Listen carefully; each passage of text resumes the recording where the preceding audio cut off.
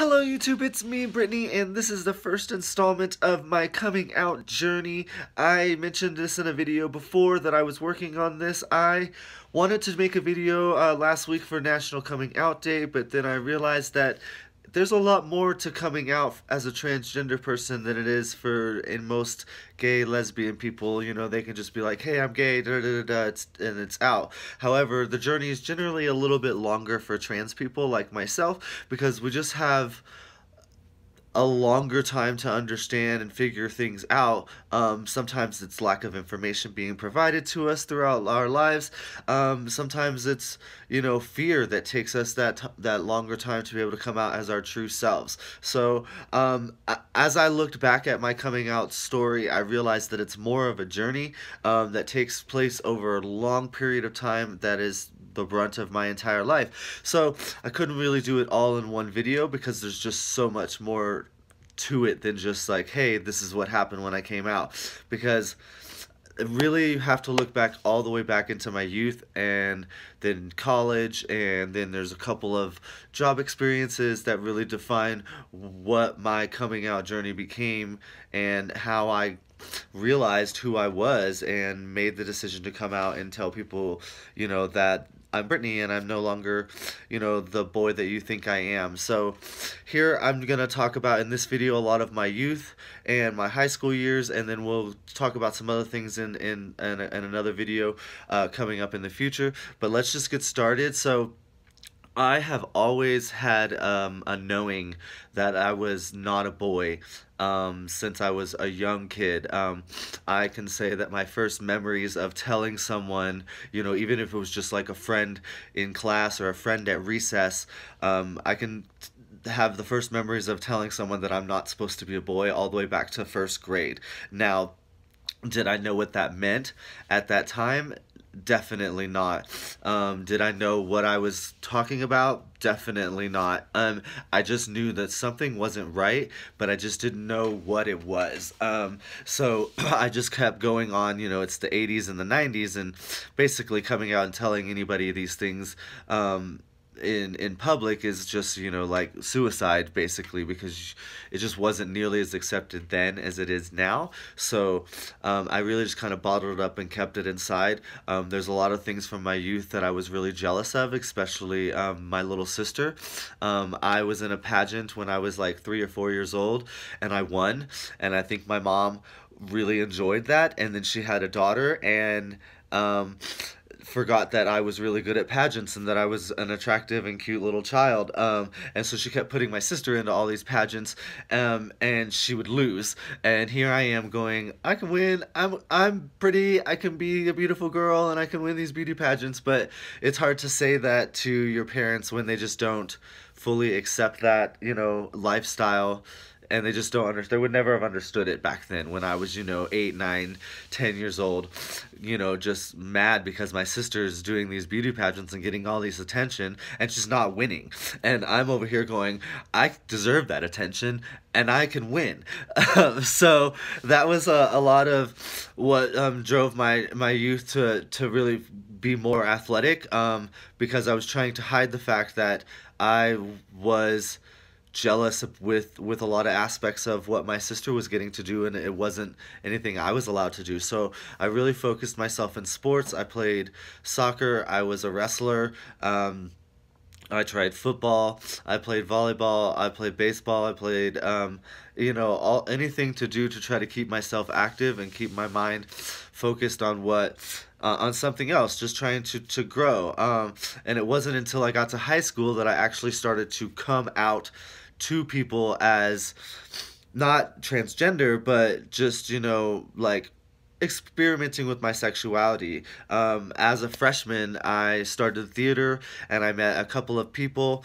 One of them became a really good friend of mine. We actually later on became bartenders with each other. But that was one of the first people that I ever told, and I didn't come out as gay back then. I came out as bisexual. So like my first coming out was coming out as bisexual, and that was in high school. I originally told a few people when I was a freshman, freshman, but I came out openly to the entire school when I was a sophomore, which turned out to be a horrible, horrible ordeal because being a varsity wrestler, like I was at the time, it was just totally not acceptable. Basically, I went from, having this image of being this tough guy in school all the time, this big wrestler, and then I was supposed to try, I had to defend that image because even though I was a varsity wrestler and I was good and, in the wrestling room, people didn't really mess with me. As soon as I came out and said that I was bisexual, nobody wanted to wrestle with me anymore, and it became really, really difficult. And I was forced to be off the wrestling team for a little while, just because of peer pressure of other students not wanting me to be on the wrestling team just because of what I had came out. But that was publicly. The strange thing about it is, though, although I came out publicly and was shamed publicly, and I went quickly back into the closet publicly, and I got myself a girlfriend for 2 years, and I dated this girl, and said I'm not gay, I'm not bisexual. That was just, I don't know what I was thinking. I kind of denied for most of the rest of my high school career in public. Meanwhile, in private, like, I was still actively having a relationship with boys in high school. They just were adamant that if I said anything, I was going to get the crap beat out of me.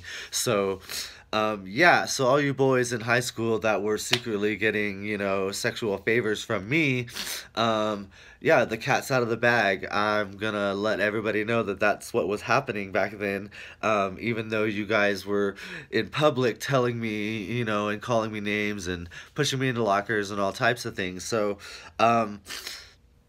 it was really hard at first because I felt like, okay, I can experiment with my sexuality, but I can't do it openly. And that was what made high school really, really frustrating for me.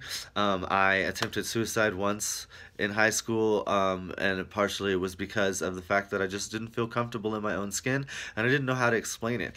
Remember, even in high school, I was cross-dressing. I was wearing, I was taking part in Powder Puff cheerleading. I was constantly, whenever we had a school skit or a homecoming skit that involved somebody dressing up as a girl, every classmate in my class knew to ask me because I was happy to do that. Because that was what I really enjoyed. That was a side of myself that I wanted to experiment, but I just didn't know what it was because, back in the late 90s and early 2000s, transgender just wasn't something that was spoken about in high school. When you thought of LGBT, you thought of gay, lesbian, and bisexual people. It just wasn't really, transgender was just kind of hidden. It wasn't something that was really brought up a lot. So for someone at my age who doesn't really understand what's going on with their body, that would have been great to learn in high school of what transgenderism, because I probably could have come out then and been a little bit more comfortable. But instead, we're going to move on to our next installment. In the next video, I'll talk to you guys more about when I finally kind of opened up and started to just experiment and fly out and be myself when I went to college, and I went to New York City. And so, like, this is just the beginning part of this. Like I said, there's going to be a lot more to it. I just wanted to break it down into a couple different videos. But basically, high school was really, really hard for me.